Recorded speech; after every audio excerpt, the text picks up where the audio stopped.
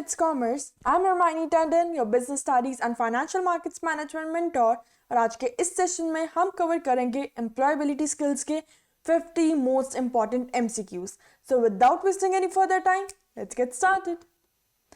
What is one of the benefits of active listening in a workplace? अब हमारी active listening क्या होती है? मतलब सामने वाला जो बोल रहा है उसे ध्यान से सुनना, उसकी बात को समझना और ढंग से सामने वाले को रिस्पॉन्स करना.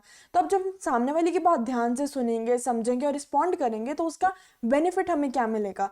सामने वाले की बात ढंग से सुनने से हमारी क्या प्रोडक्टिविटी डिक्रीज होगी? नहीं, बल्कि इसका ऑपोजिट है, हमारी तो प्रोडक्टिविटी इंक्रीज होनी चाहिए, क्योंकि अब हमें सारी बातें, सारे काम, सारे टास्क समझ में आ रहे हैं.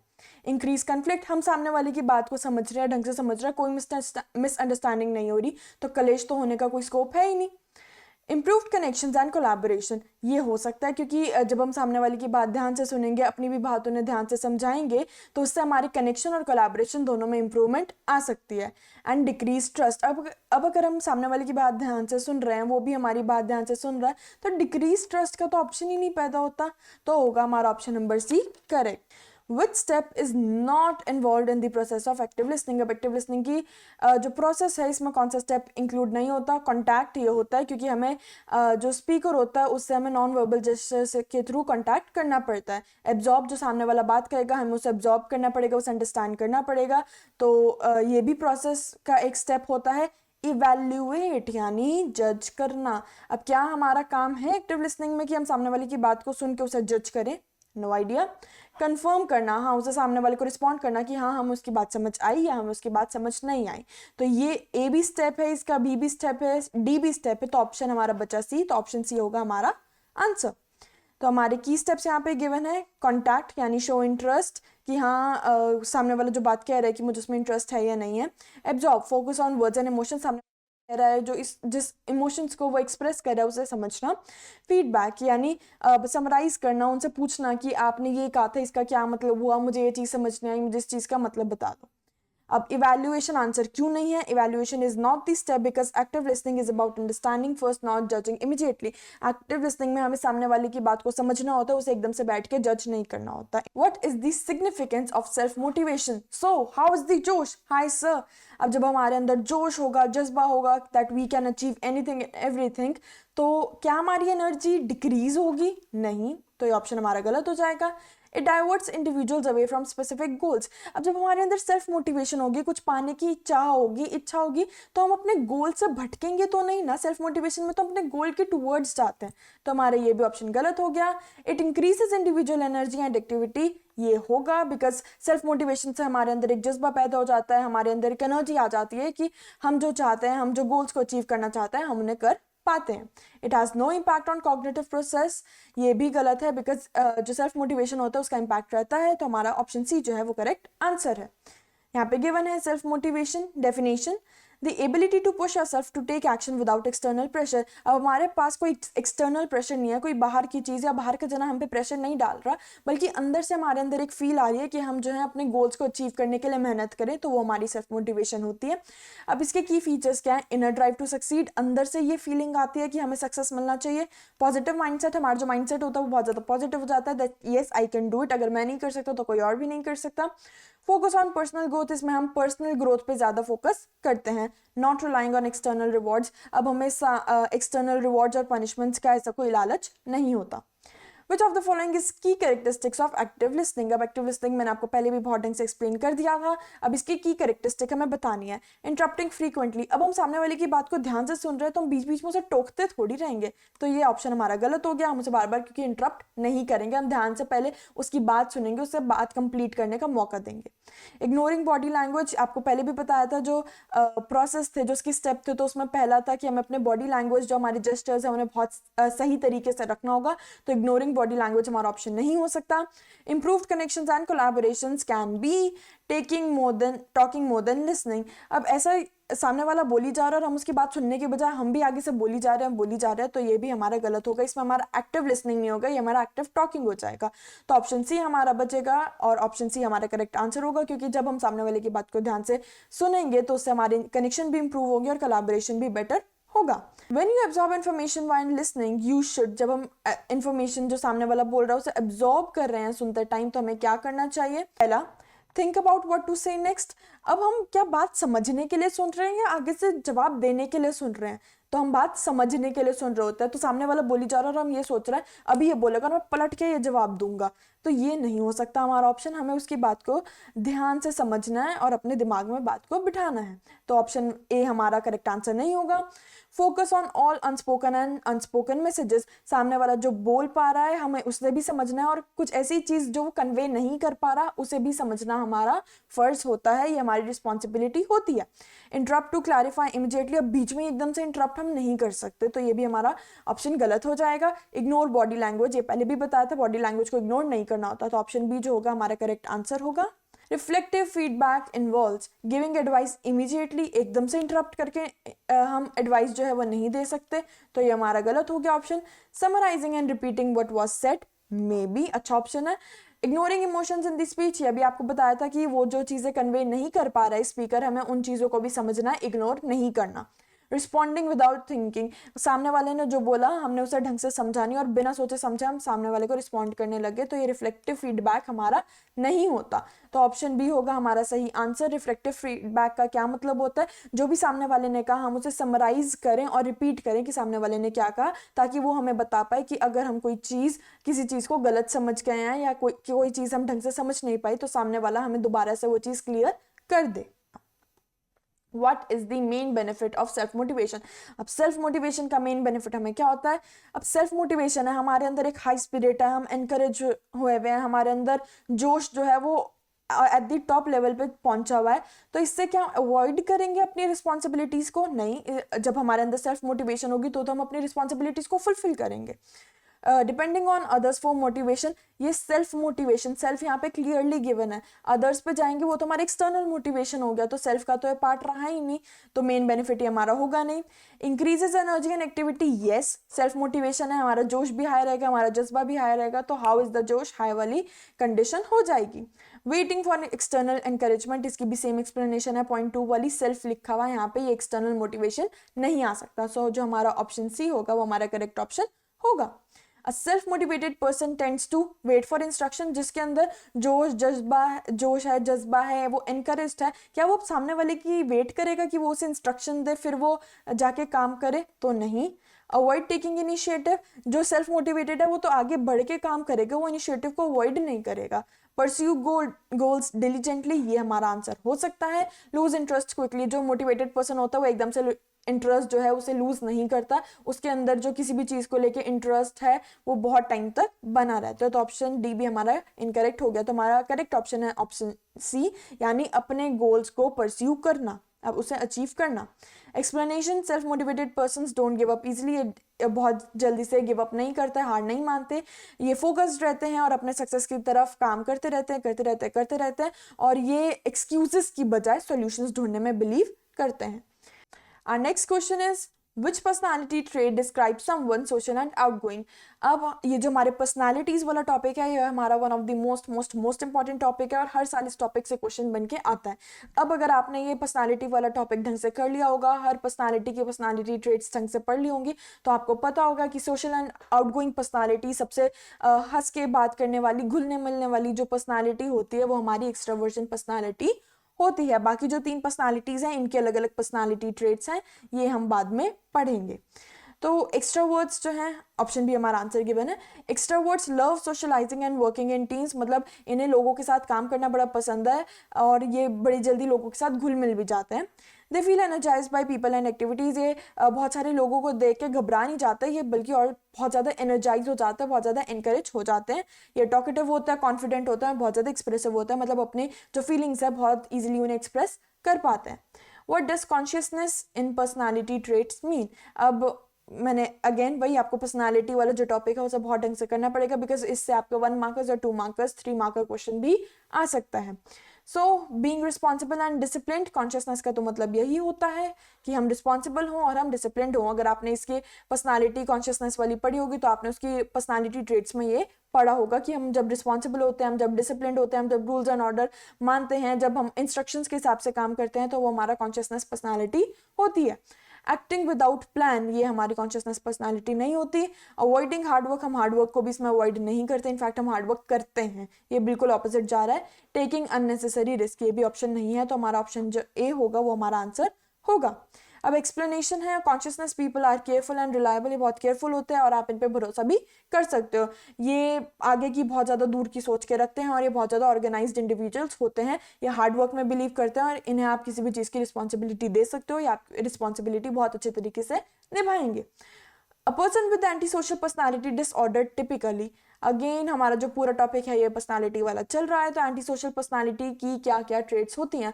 अब यहाँ पे क्लियरली गिवन है एंटी सोशल, एंटी मतलब नो, नेगेटिव हमारा जाएगा, सोशल मतलब लोगों से घुलना मिलना। तो जब हम लोगों की बात नहीं मानेंगे, उन्हें डिसरिस्पेक्ट करेंगे, उनसे ढंग से बिहेव नहीं करेंगे, लोगों को ही नहीं पसंद करेंगे, तो वो हमारी एंटी सोशल पर्सनालिटी की ट्रेड्स हो जाती हैं।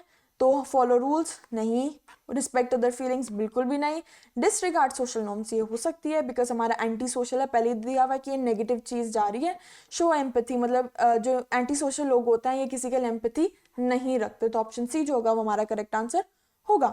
Openness to experience is shown by someone who, अब अगर आपको समटाइम्स क्या होता है, आपको कोई टर्म दिमाग में नहीं आ रही होती तो आप उसका ट्रांसलेशन करके देखो, मोस्ट प्रोबेबली आपको आंसर मिल जाता है। अब ओपननेस टू एक्सपीरियंस का क्या मतलब हुआ कि हम नई नई चीज़ों को एक्सपीरियंस करना चाह रहे हैं, मतलब अब अगर हम नई नई चीज़ों को एक्सपीरियंस करना चाह रहे हैं तो मतलब हम नए नए चैलेंजेस को, नए नए रिस्क को, नई नई अपॉर्चुनिटीज़ को लेने के लिए क्यूरियस भी हैं और क्रिएटिव भी हैं। तो option A fear new ideas, अगर हमें एक्सपीरियंस चाहिए तो हमें डर तो नहीं चाहिए। प्रेफर्स रूटीन, अगर हम रूटीन में ही रहे तो हमें नया नया एक्सपीरियंस तो मिलेगा ही नहीं। एन्जॉयज ट्राइंग न्यू थिंग्स, ये हमारा ऑप्शन होगा क्योंकि हमें एक्सपीरियंस तभी मिलेगा जब हम नई नई चीज़ों को ट्राई करेंगे। अवॉइड्स क्रिएटिविटी, जब हम क्रिएटिव ही नहीं होंगे तो हमें नया एक्सपीरियंस तो मिलने का सवाल ही पैदा नहीं होता। सो ऑप्शन सी हमारा करेक्ट आंसर है। Explanation, these people love learning and exploring, जो ओपननेस टू एक्सपीरियंस वाले लोग होते हैं इन्हें नई नई चीज़ें सीखना बहुत पसंद होता है, इन्हें नई नई जगह एक्सप्लोर करना बहुत पसंद होता है। ये जो चेंजेस हो रहे होते हैं एनवायरनमेंट में ये उसको बहुत जल्दी अडेप्ट कर लेते हैं बिकॉज इन्हें चेंजेस बहुत ज़्यादा पसंद होते हैं। Often interested in art culture and innovation, ये यूजुअली आर्ट कल्चर और इनोवेशन में बहुत ज़्यादा इंटरेस्टेड होते हैं। अ नार्सिसिस्टिक पर्सन टिपिकली, अब नार्सिसिस्टिक पर्सन कौन सा होता है जिसमें मैं की भावना बहुत ज़्यादा होती है, मैं बहुत बढ़िया हूँ, मैं सुपीरियर हूँ सबसे, मैं बहुत अच्छा खाना बनाता हूँ, मैं बहुत अच्छा काम करता हूँ, मेरी एडवाइस सबसे बहुत अच्छी होती है, मैं जो हर एक काम में अपने आप को औरों से ऊपर मानता है, जो जिसे पसंद है कि सारे उसकी तारीफ करें और वो सेंटर ऑफ अटेंशन हो, वो हमारा नार्सिसिस्टिक पर्सन होता है। तो अब इसकी क्या पर्सनालिटी ट्रेट्स हैं, सीक एडमिरेशन एंड अटेंशन, तो ये हो गया हमारा ऑप्शन करेक्ट। ये दूसरों की हेल्प नहीं करता, ये आप में बिलीव नहीं करता, ये सिर्फ मैं में बिलीव करता है। शोज ह्यूमिलिटी, ये ह्यूमिलिटी भी शो नहीं करता। अवॉइड्स लीडरशिप रोल्स, नहीं इसे लीडर बनने का बहुत शौक होता है। ऑफ द फॉलोइंग इज की characteristic of active listening, active listening हम बहुत स्टार्टिंग से ही हम जो टॉपिक है इसे करते जा रहे हैं, तो अब आपको इसका आंसर गेस कर लेना चाहिए बहुत ईजिली, अब इसमें गलती नहीं होनी चाहिए। तो की कैरेक्टरिस्टिक क्या है, इंटरप्टिंग फ्रीक्वेंटली नहीं, अब मैं रीजन नहीं बताऊंगी क्योंकि मैं ऑलरेडी पहले एक्सप्लेन कर चुकी हूँ। Ignoring body language no, improved connection and collaboration yes, talking more than listening no. तो ये हो गया, इसकी एक्सप्लेनेशन आपको पहले ही पता है। When you observe information while listening you should, ये हमारा क्वेश्चन रिपीट है so we are not going to do it again. What does resilience and personality mean? अब हमारा resilience है, आपने इंग्लिश में भी लिटरेचर में बहुत ज़्यादा वर्ड ये सुना होगा, तो इसका मतलब क्या होता है, जो हम बोलते हैं ना कि वो फेलियर से नहीं डरता, गिर के भी हमें बार बार उठना चाहिए, हार नहीं माननी चाहिए, तो वो चीज़ होती है हमारी रेजिलेंस। गिविंग अप इजिली नहीं, ये बार बार उठता है, ये हार नहीं मानता। Bouncing back from failure yes. Ignoring challenges, जो रेजिलेंट पर्सन होता है वो चैलेंजेस को इग्नोर कभी नहीं करता, वो इनफैक्ट चैलेंजेस उसे लेना बहुत पसंद होता है और वो चैलेंजेस को ओवरकम भी करता है। ऑलवेज सक्सीडिंग, ये चीज़ हम नहीं मानते बिकॉज ये बहुत एक्सट्रीम ऑप्शन होगा हमारा, ये फेलियर भी इसे मिल सकता है बट मेन बात इसकी ये है कि इसे फेलियर से उठ के आना आता होता है। Growth mindset helps individuals by, अब जब किसी इंडिविजुअल का जो माइंडसेट होगा वो ग्रोथ वाला होगा, जिसे सक्सेस बहुत पसंद होगा, ग्रोथ बहुत पसंद होगी, तो वो किसी इंडिविजुअल को कैसे हेल्प करेगा, जब हम ग्रोथ चाहते हैं तो हम चैलेंजेस को अवॉइड कभी नहीं कर सकते, तो हमारा ऑप्शन ए गलत हो जाएगा। Believing intelligence and skills can improve can be a good option. Sticking to old habits, अगर हम पुरानी हैबिट्स पे रहेंगे तो हम ग्रोथ नहीं कर पाएंगे, उसके लिए हमें नई नई हैबिट्स को अडॉप्ट करना पड़ेगा। रिजेक्टिंग फीडबैक, अब सामने वाले से हम यही नहीं सुनना चाहते कि जो हम काम कर रहे हैं वो सही है या गलत है, और अगर गलत है तो हम इसे कैसे सही कर सकते हैं, हम फीडबैक ही नहीं लेना चाह रहे, तो हम इंप्रूव कभी नहीं कर पाएंगे, ग्रोथ कभी नहीं कर पाएंगे। तो ऑप्शन बी जो होगा वो हमारा करेक्ट आंसर होगा। People with growth mindset keep learning and improving, यहाँ पे था intelligence and skills can improve. They see failure as a lesson not a setback, ये फेलियर को अपना लेसन मानते हैं, इसे सेटबैक नहीं मानते, डिप्रेशन में नहीं बैठ जाते, ये बाद में उठ के खड़े होके आते हैं बेटर परफॉर्म करने के लिए। Encourages effort perseverance and success, ये एफर्ट को भी एनकरेज करता है, परसिवरेंस को भी एनकरेज करता है और सक्सेस को भी एनकरेज करते हैं। How do entrepreneurs handle risk, entrepreneurs जो होते हैं वो रिस्क को कैसे हैंडल करते हैं। अवॉइड टेकिंग रिस्क, एक एंटरप्रेन्योर कभी भी रिस्क को अवॉइड नहीं कर सकता, क्योंकि जो इंसान रिस्क को अवॉइड करेगा वो एंटरप्रेन्योर बन ही नहीं सकता। टेक कैलकुलेटेड रिस्क, यस, जो एंटरप्रेन्योर्स होते हैं वो रिस्क अंधाधुंध नहीं लेके चलते कि आज हमारे दिमाग में आया चल आज 100 करोड़ अपने बिजनेस में लगाएंगे, तो ये चीज़ें नहीं होती। वो जो रिस्क होता है वो बहुत ज़्यादा कैलकुलेटेड तरीके से फैक्ट्स एंड फिगर्स को एनालाइज करके लिया जाता है। टेक ब्लाइंड रिस्क, नहीं, मैंने अभी बताया अंधाधुंध रिस्क नहीं लेने। इग्नोर रिस्क कम्प्लीटली, रिस्क को इग्नोर भी नहीं कर सकते, बिकॉज रिस्क जब तक होंगे नहीं तब तक बिजनेस हमारा नहीं चलेगा। तो ऑप्शन बी होगा हमारा correct answer. Entrepreneurs do not Gamble, जुआ नहीं खेलते, सट्टा नहीं लगाते, ये एनालाइज करते हैं रिस्क को। They make smart decision to minimise losses, ये बहुत ज़्यादा स्मार्ट डिसीजन लेते हैं ताकि इन्हें जो लॉसेस हैं वो बहुत ज़्यादा फेस ना करने पड़े। What is the purpose of strategic thinking in entrepreneurship, हमारे स्ट्रैटेजिक थिंकिंग का क्या काम आता है, ये हमें पहले भी पता है। स्ट्रैटेजी का मतलब होता है आगे के लिए कोई प्लान बनाना, कोई टेक्निक बनाना, कोई वे बनाना जिससे हम अपने गोल्स अचीव कर पाए। तो अवॉइडिंग रिस्क, एंटरप्रेन्योरशिप में आप कभी भी रिस्क को अवॉइड नहीं करोगे, तो आपका ऑप्शन नहीं तो वैसे ही गलत हो गया। रिलाइंग ओनली ऑन लक, नहीं, आपको हार्डवर्क भी करना पड़ेगा, खाली किस्मत का खेल नहीं होता।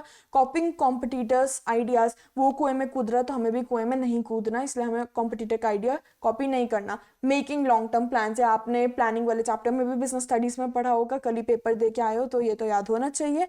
प्लान्स में था हमारा स्ट्रैटेजी आता था, तो strategy is making long term plans. A good leader delegate supports and guides team, ये एक अच्छा जो लीडर होता है वो अपनी रिस्पॉन्सिबिलिटीज अपने जूनियर को डेलीगेट करता है, उन्हें सपोर्ट करता है और गाइड भी करता है। Motivated employees perform better and helps businesses grow, जो मोटिवेटेड एम्प्लॉयज होते हैं वो अपना बेटर परफॉर्मेंस देते हैं और बिजनेस को ग्रो करने में हेल्प करते हैं। What is an essential part of leadership in entrepreneurship, अब एंटरप्रेन्योरशिप में लीडरशिप का क्या एसेंशियल पार्ट होता है। माइक्रो मैनेजिंग एम्प्लॉयज पे बहुत ज़्यादा माइक्रो मैनेज उन्हें नहीं करना चाहिए, वरना आप उन्हें जितना ज़्यादा टोकेगे वो इतना ज़्यादा फ्रस्ट्रेट हो जाएंगे, तो ऑप्शन ए हमारा गलत हो जाएगा। अवॉइडिंग डिफिकल्ट डिसीजंस, आपको डिफिकल्ट डिसीजंस तो एंटरप्रेन्योरशिप में लेने पड़ेंगे ना, किसी भी बिजनेस को स्टार्ट करने के लिए डिफिकल्ट डिसीजन ही नहीं ले पाओगे तो अच्छे लीडर कैसे बनोगे। लीडर बनने का तो मेन क्वालिटी होता है कि आपको डिसीजंस लेने पड़ेंगे। इग्नोरिंग एम्प्लॉय फीडबैक, अब सामने वाले से आप एम्प्लॉय से फीडबैक ही नहीं लोगे तो आप कभी भी ग्रो नहीं कर पाओगे, एक अच्छा लीडर नहीं बन पाओगे, तो ऑप्शन बी होगा हमारा correct answer. Delegating task and motivating others, अभी भी हमने पीछे लीडरशिप का ये फंक्शन पढ़ा था। लीडरशिप में एक अच्छा लीडर जो होता है वो अपने टास्क, अपनी रिस्पॉन्सिबिलिटीज अपने जूनियर्स को डेलीगेट करता है, उनकी तरफ ट्रांसफर करता है और उन्हें मोटिवेट भी करता है। What is the main purpose of decision making skills in the entrepreneurship, अब decision making का main purpose क्या आता है। To delay important actions, ये तो गलत हो गया, बिल्कुल ही उल्टा हो गया। decision making हमारी जितनी अच्छी होगी उतनी जल्दी हमारे उतनी ही सही तरीके से हमारे actions लिए जाएंगे। To make informed business choices, ये हमारा करेक्ट ऑप्शन होगा, क्योंकि जितना अच्छा हमारे डिसीजन होगा उतने अच्छे हम बिजनेसेस में चॉइसेस और डिसीजंस ले पाएंगे। टू इग्नोर कस्टमर नीड्स, एक अच्छा डिसीजन से हम कस्टमर की नीड्स को कभी भी इग्नोर नहीं करते, तो ऑप्शन सी हमारा रॉन्ग हो जाएगा। टू फॉलो कॉम्पिटिटिव डिसीजन, अभी मैंने बताया वो कुएं में कूद रहा तो हमें भी कुएं में नहीं कूदना, तो ऑप्शन बी हो जाएगा हमारा correct answer. Explanation, entrepreneurs must make a quick and smart decision, हमें डिसीजन अच्छे बनाने चाहिए और हमें जल्दी भी बनाने चाहिए। एक अच्छा डिसीजन तो बहुत लेट बन रहा है उसका कोई फायदा नहीं है, क्योंकि टाइम हाथ से आपके निकल जाएगा। Good decision making avoids losses and maximises profits, अब एक अच्छा डिसीजन जो होगा वो लॉसेस को अवॉइड करेगा और प्रॉफिट्स को मैक्सिमाइज करेगा। What does taking initiative mean, पहल करना क्या होता है एंटरप्रेन्योरशिप में। वेटिंग फॉर अपॉर्चुनिटीज, नई अपॉर्चुनिटीज की वेट नहीं करनी होती है हमें। अवॉइडिंग रिस्क, रिस्क को अवॉइड नहीं करना होता एंटरप्रेन्योरशिप में कभी भी। Taking the first move, taking initiative को आप हिंदी में ट्रांसलेट करोगे तो मतलब पहल करना, शुरुआत करना, तो taking the first move is our correct answer. Following competitor step, ये अभी मैं आपको पिछले 3 क्वेश्चन से समझा रही हूँ, ये आंसर गलत है। सो ऑप्शन सी हमारा करेक्ट आंसर है। What is a major psychological barrier to entrepreneurship? अब ऐसा हमारा कौन सी जो चीज़ है जो हमारे साइकोलॉजी में है, जो हमारे दिमाग में है, जो हमारे entrepreneurship के लिए मेजर बैरियर, एक मेजर ऑब्स्टिकल बन जाती है। फियर ऑफ सक्सेस, entrepreneurship में सक्सेस का डर थोड़ी होगा, ये तो उल्टी चीज़ हो गई, पैराडॉक्स ही चल रहा है। तो फियर ऑफ इनोवेशन, नहीं नहीं क्रिएटिविटी का भी फियर, ये तो गलत ही बात है। फियर ऑफ कोलैबोरेशन, कोलैबोरेशन करने का भी डर, कोई डर होता है, तो ये तीन ऑप्शंस हमारे जो हैं वो गलत हो जाएंगे। फियर ऑफ फेलियर ही होगा हमारा करेक्ट आंसर, क्योंकि अगर हम फेलियर से डरेंगे तो हम रिस्क को अवॉइड करेंगे, और जब हमारा रिस्क अवॉइड होगा तो हम एंटरप्रेन्योरशिप ढंग से नहीं कर पाएंगे। Fear of failure prevents many from starting a business, अगर हमें हारने से ही डर लगेगा तो हम डेफिनेटली बिजनेस को स्टार्ट नहीं कर पाएंगे। Entrepreneurs overcome this by learning from mistakes, अब एंटरप्रेन्योर इसे कैसे ओवरकम करते हैं? अपनी गलतियों से सीख के। Which competency involves the ability to adjust to change circumstances? अब ability to adjust to change circumstances मतलब adaptability, अडेप्ट करना, चेंजेस में एडजस्ट करना मतलब चेंजेस को अडेप्ट करना। तो परसिस्टेंस नहीं, परसिस्टेंस का मतलब हो गया आप किसी काम में लगे रहो लगे रहो लगे रहो। अडेप्टेबिलिटी ये हमारा होगा सही आंसर। इन्फॉर्मेशन सीकिंग, हम इंफॉर्मेशन निकाल रहे हैं लेकिन इसका हमारा एडजस्ट करने से तो कोई रिलेशन नहीं बैठता। गोल सेटिंग, हम अपने गोल सेट कर रहे हैं, इससे भी हमारे चेंजिंग एनवायरनमेंट में, चेंजिंग सर्कमस्टांसेस में एडजस्ट करने का कोई रिलेशन नहीं बैठता। तो हमारा ऑप्शन बी जो होगा वो हमारा करेक्ट आंसर होगा। Why is negotiation important for entrepreneurs? अब entrepreneurs के लिए negotiation क्यों important होती है? To discourage collaboration? नहीं, अब अगर हमारी negotiation skills हमारे बहुत अच्छे होंगे तो हम अच्छी अच्छी collaboration कर पाएंगे। तो discourage collaboration तो बिल्कुल उल्टा हो गया। To avoid conflicts? Maybe. To achieve business success? Yes. To maintain status को, करंट स्टेटस को मेंटेन करना, तो ये इरेलेवेंट ऑप्शन लग रहा है, तो ये भी नहीं जाएगा। अब आप ऑप्शन बी और सी में कंफ्यूज हो सकते हो कि अच्छी नेगोशिएशन स्किल्स होंगे तो हम कॉन्फ्लिक्ट्स को भी अवॉइड कर सकते हैं और हम बिजनेस को भी सक्सीड कर सकते हैं, but we have to choose the best out of the two, and इसमें जो ऑप्शन सी है वो बेटर ऑप्शन है हमारा। What does goal setting mean in entrepreneurship? Entrepreneurship में गोल सेटिंग का मतलब क्या होता है? जो वही मतलब होता है जो हमारा बिजनेस स्टडीज में होता है कि फ्यूचर के गोल्स को सेट करना, कि उन गोल्स को सेट करना, उन टारगेट्स को सेट करना जो हम फ्यूचर में अचीव करना चाहते हैं। सेट अनअटेनेबल ऑब्जेक्टिव्स, ये हमारा गलत है, हम उन ऑब्जेक्टिव्स को सेट करते हैं जो हम अटेन कर सकते हैं।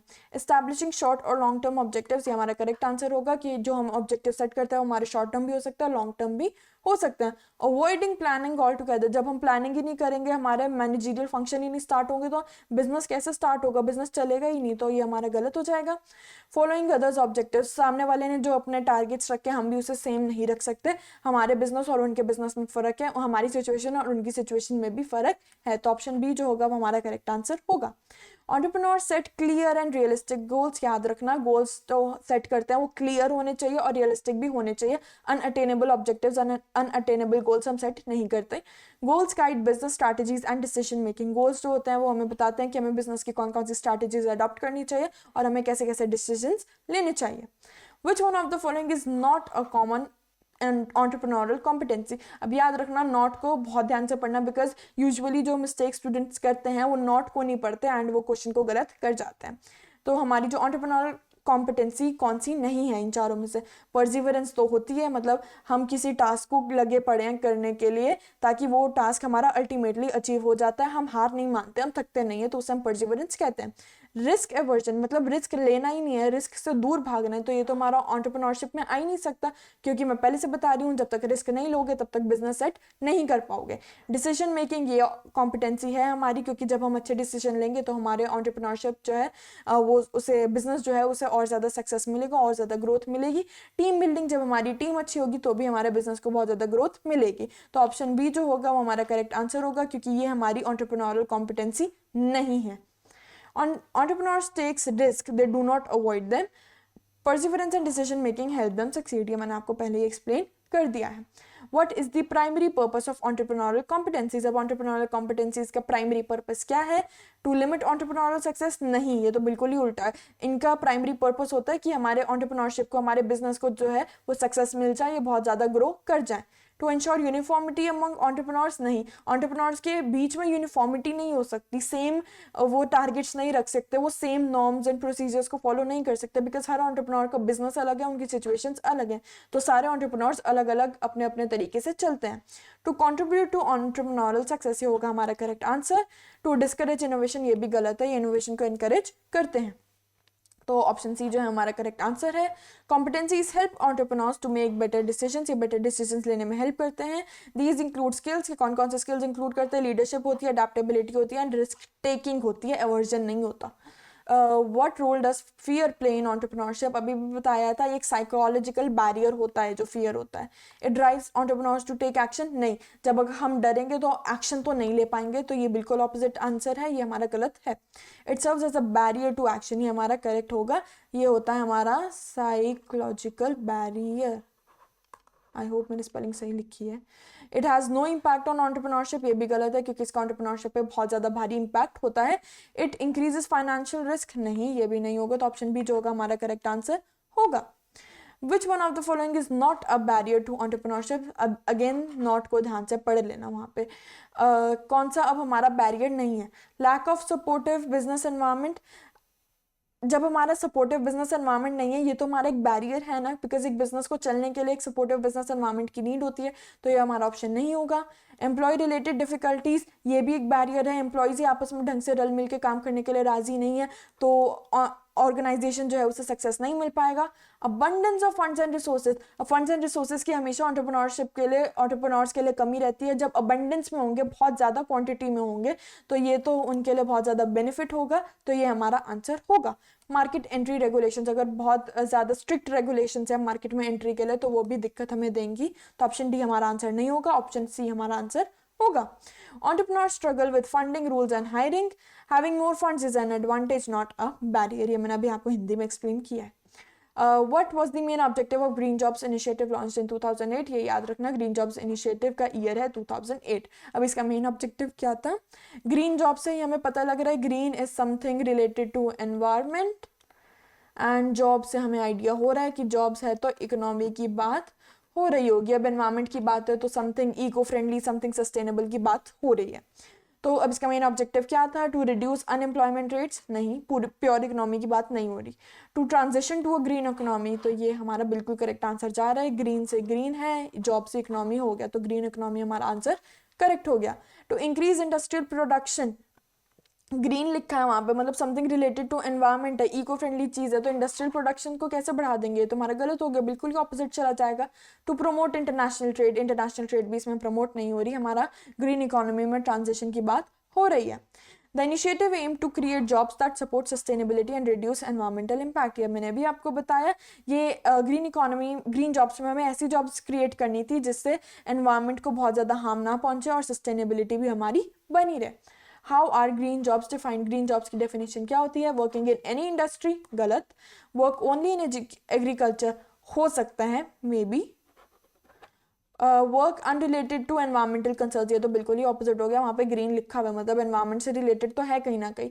Work in sectors contributing to environmental preservation, ये अभी हमने पहले पॉइंट पढ़ा कि ऐसी जॉब्स बनाना जिससे हमारे एनवायरमेंट को हार्म ना हो और सस्टेनेबिलिटी बनी रहे। अब बच्चों को कन्फ्यूजन ऑप्शन बी और ऑप्शन सी में हो सकता है, बट एग्रीकल्चर जो हो गया ये बहुत ज़्यादा हमारा नैरो ऑप्शन हो गया, और इसमें हम सस्टेनेबिलिटी की बात नहीं कर रहे, तो इसलिए हम एग्रीकल्चर वाले ऑप्शन को मार्क नहीं करेंगे, हम मार्क करेंगे एनवायरमेंटल प्रिजर्वेशन वाले ऑप्शन को। Which of the following is not a characteristic of green jobs, अब कौन सा ऑप्शन जो है वो हमारे कैरेक्टरिस्टिक नहीं है? कॉन्ट्रीब्यूटिंग टू एनवायरमेंटल प्रिजर्वेशन, ये तो हमारी कैरेक्टरिस्टिक है, बिकॉज ग्रीन जॉब्स का तो मेन काम ही यही था कि हम एनवायरमेंट को प्रिजर्व करें, तो ये हमारा नहीं हो सकता। मिनिमाइजिंग वेस्ट एंड पोल्यूशन, ये भी कैरेक्टरिस्टिक है ग्रीन जॉब्स की, तो ये भी नहीं हो सकती। Maximising green house gas emissions, ये बिल्कुल ऑपोजिट है हमारे ग्रीन जॉब्स के, तो ये हमारा पॉइंट होगा, ये नहीं है, please ignore it. Promoting sustainability, ये भी हमारी जो है ये करेक्टरिस्टिक है, तो ये भी हमारा आंसर नहीं होगा, तो आंसर होगा हमारा मैक्सिमाइजिंग ग्रीन हाउस एमिशन, यानी ग्रीन हाउस गैस जब एमिट होगी तो थोड़ा हमारा पोल्यूशन से रिलेटेड आ जाएगा, तो ये ग्रीन जॉब से बिल्कुल ऑपोजिट हो जाएगा। ग्रीन जॉब्स का काम होता है रिड्यूस करना एमिशन को, ना कि इंक्रीज करना, तो ऑप्शन वो जो था वो हमारा करेक्ट आंसर हो जाएगा। What is the role of clean car engineers? अब clean car engineers, अब आप टर्म से ही आइडिया लगाओ। क्लीन कार मतलब जो बहुत ज़्यादा एमिशन नहीं करती होगी, बहुत ज़्यादा जो धुआं वगैरह है वो नहीं छोड़ती होगी। इंजीनियर्स जो हैं वो ऐसी कार को डिज़ाइन करेंगे, तो ऐसे इंजीनियर्स जो ऐसी कार को डिज़ाइन करे जिसमें बहुत ज़्यादा एमिशन ना हो, जो बहुत ज़्यादा पोल्यूशन ना करे, तो ये इस टर्म का हमारा मतलब हो गया। Designing cars with high emission, ये बिल्कुल ही उल्टा है। Designing cars with fuel efficiency and low emission, ये हो गया हमारा correct answer. Designing car with large engines, ये अनरिलेटेड है, इसका ऐसा कोई मतलब नहीं बैठता। क्लीन कार इंजीनियर्स की बात हो रही है। Designing cars with high noise pollution, ये भी बिल्कुल उल्टा है हमारे ग्रीन जॉब से, हमारे क्लीन कार इंजीनियर्स से, तो ऑप्शन बी जो होगा वो हमारा करेक्ट आंसर होगा। Clean car engineers focus on making eco friendly energy efficient vehicles, वो ऐसे व्हीकल्स बनाते हैं जो इको फ्रेंडली हो और एनर्जी एफिशिएंट हो, मतलब एनर्जी को बहुत ज़्यादा वेस्ट ना करें। What is the role of solar panel engineers and installers, अब आप इसकी नेम से आइडेंटिफाई कर सकते हो। सोलर पैनल यानी सोलर पैनल को डिज़ाइन करने वाले एंड इंस्टॉल करने वाले लोग, वो उनकी बात हो रही है, उनके रोल की बात हो रही है। Designing and installing solar power plants, ये पहला ही ऑप्शन हमारा करेक्ट हो गया। Designing and installing wind turbines, ये हमारा ऑप्शन गलत है, सोलर पैनल की बात हो रही है। Designing electric vehicle charging station, ये भी गलत है, सोलर पैनल की क्योंकि बात हो रही है। ट्रेडिशनल पावर प्लांट्स, ये भी गलत है क्योंकि अगेन हमारी सोलर पैनल क्लियरली हमें क्वेश्चन में गिवन है, तो ऑप्शन ए जो होगा वो हमारा करेक्ट आंसर होगा। What do e-waste recyclers focus on, अब e-waste recyclers किस चीज़ पे फोकस करते हैं? e-waste, e का आपको हमेशा मतलब पता है, e मतलब इलेक्ट्रॉनिक, तो आप आंसर आइडेंटिफाई कर पाएंगे, recycling electronic waste, option C जो हो गया हमारा करेक्ट हो गया। What is the main focus of green builders, अब green builders से हमें आइडिया लग रहा है कि green is something related to sustainability, something related to eco friendly products, and builders का मतलब जो हमारा buildings and bridges वगैरह कंस्ट्रक्ट करते हैं, तो using sustainable material for construction, option A ही हमारा करेक्ट हो गया। Green builders ensure eco friendly construction using renewable materials, मतलब ये इंश्योर करते हैं कि जो हमारी कंस्ट्रक्शन हो वो इको फ्रेंडली हो, वो हमारी नेचर को इम्पैक्ट ना करे, बहुत ज़्यादा हार्मफुल इम्पैक्ट ना हो, और ये रिन्यूएबल मटेरियल से बने। So what is the responsibility of environmental engineer, जब हमारे एनवायरमेंटल इंजीनियर्स की क्या रिस्पॉन्सिबिलिटी होती है? इनकी ये रिस्पॉन्सिबिलिटी होती है कि एनवायरमेंटल रिलेटेड प्रॉब्लम के सोल्यूशन निकाल पाएँ। डेवलपिंग न्यू पेस्टिसाइड, ये तो बिल्कुल ही उल्टा हो गया, पेस्टिसाइड से तो एनवायरमेंट को हार्म होता है। बिल्डिंग ट्रेडिशनल पावर प्लांट्स, इससे भी एनवायरमेंट को बहुत ज़्यादा हार्म होता है। सो आंसर की एक्सप्लेनेशन है, they work on solutions for pollution waste and sustainability, तो एनवायरमेंटल इंजीनियर्स का ये काम होता है कि वो सोल्यूशन निकाले पोल्यूशन का, वेस्ट का और सस्टेनेबिलिटी के लिए। How do green jobs contribute to toxin free homes, अब green jobs toxin free homes के लिए कैसे कंट्रीब्यूट करती हैं? By increasing the use of toxic chemicals, ये तो बिल्कुल ही उल्टा हो गया, तो ऑप्शन रॉन्ग है। By reducing the use of toxic chemicals, yes. By promoting indoor pollution, pollution आप बाहर ना करके आप अंदर कर दो, तो क्या ये चीज़ सही है? नहीं। बाय इनकरेजिंग डिफॉरेस्टेशन, डिफॉरेस्टेशन से भी हमारा जैसे को एनवायरमेंट को हार्म होता है, पोल्यूशन वगैरह होता है, तो ये भी हमारा ऑप्शन गलत है, option B is our correct answer. Green jobs focus on safe materials for healthier living, तो हमारे ग्रीन जॉब्स क्या करती हैं? वो फोकस करती है कि हम सेफ मटेरियल्स यूज़ करें ताकि हमारी जो रहने की लिविंग स्पेसेस हैं वो बहुत ज़्यादा हेल्दी बन पाए। How do green jobs contribute to energy and raw material use? By increasing resource consumption, resource का कंजप्शन आप इंक्रीज करोगे तो ये सस्टेनेबिलिटी नहीं होगी। By minimising waste and pollution, yes. By promoting deforestation, बिल्कुल ऑपोजिट है। By increasing the green house gas emission, ये भी बिल्कुल ऑपोजिट है, पहले से एक्सप्लेन कर दिया था, तो option B is the correct answer. What is the primary goal of limiting green house gas emission through green jobs, अब इसका प्राइमरी गोल क्या है? टू इंक्रीज पोल्यूशन लेवल, बिल्कुल उल्टा। टू एसिलरेट क्लाइमेट चेंज को बहुत ज़्यादा फास्ट कर दो, उसे एसिलरेट कर दो, ये भी बिल्कुल उल्टा है। To minimise environmental impact, yes, this is the correct answer. इसका मेन ये गोल ये था कि एनवायरमेंट को जो हार्मफुल इम्पैक्ट होता है उसे हम बहुत ज़्यादा कम कर दें।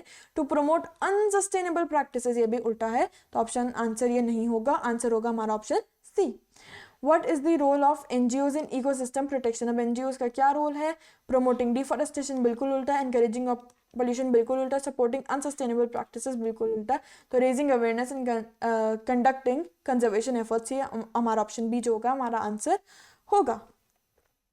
What is the main objective of sustainable development, अब हमारी sustainable development का मेन ऑब्जेक्टिव क्या है? ये आप क्लास 6 से पढ़ते आ रहे हैं।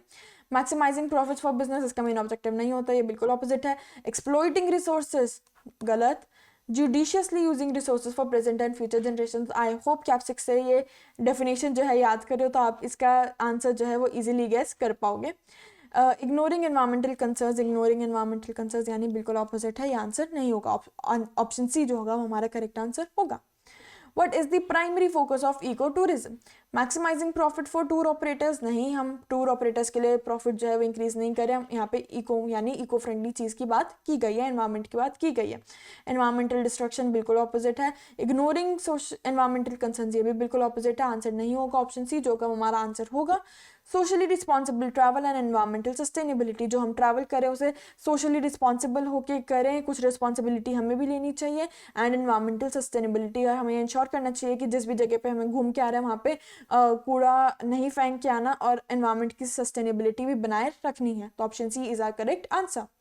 What role do energy auditors play in buildings? अब energy auditors का काम क्या होता है? They measure energy usage and find leakages. Yes, they maximize energy consumption. Energy का consumption आप maximize करेंगे तो आप जो resources हैं उसे कम कर देंगे, sustainability नहीं होगी। तो ऑप्शन बी जो है वो करेक्ट नहीं है। The ignore energy efficiency, आप energy को efficient तरीके से utilize ही नहीं करोगे तो ये भी sustainable practice नहीं है। They promote waste and pollution, ये भी sustainable नहीं है, ये तो बिल्कुल ही pollution कर रहा है। तो ऑप्शन ए जो होगा वो आपका करेक्ट आंसर होगा। Is a common barrier to becoming an entrepreneur. अब एंटरप्रेन्योर बनने के लिए एक बहुत कॉमन बैरियर हमारा कौन सा होता है? Lack of motivation.